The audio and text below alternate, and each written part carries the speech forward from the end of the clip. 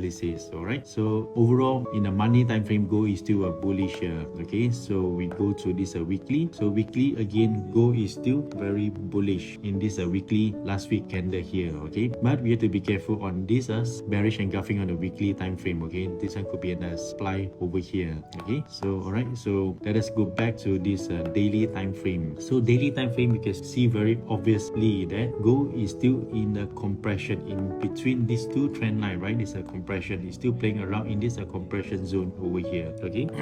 And another thing is, if you look over here, right, this one is a top trend line here. Gold already have a first touching, okay, second touching, okay, and gold might actually potentially coming to the third touch over here. All right. Meanwhile, the bottom trend line here already have a first touch, second, and third touch over here. Okay, so that is the reason gold actually go bullish. At the same time, gold tap into this third touch of the trend line, as well as there is a demand zone over here. This one is a bullish engulfing here, demand zone where gold actually play around, tap into the zone before it fly off. Okay, and also this one also another second demand zone over here where gold actually tap into the zone and eventually take off from here. Okay, all right, so meanwhile okay, so besides that, if we go to this H4 time frame, we could see very clearly that gold basically is doing from here, right? So gold basically doing a H&S pattern here. Okay, this one is a left shoulder, all right, this one is a head, this one is a head, left shoulder, and gold eventually play around to eventually tap into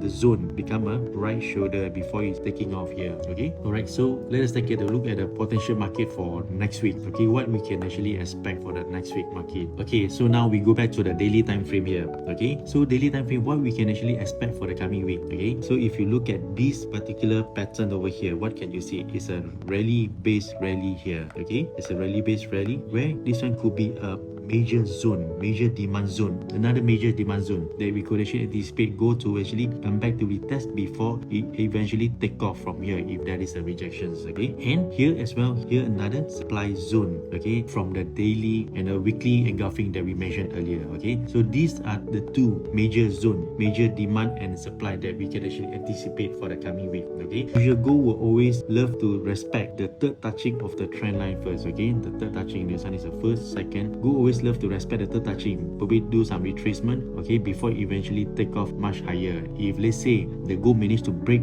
this particular zone here and also to break above this trend line, okay, so we could actually expect gold to go way much higher, okay, either to the previous all-time high or way higher to the new all-time high. Okay, so let us take a look and observe for the price sections before we make any move. Okay, so be sure to join my free Telegram channel, Danny Trading Academy DTA, okay, for more education and signals. All right, so see you guys there.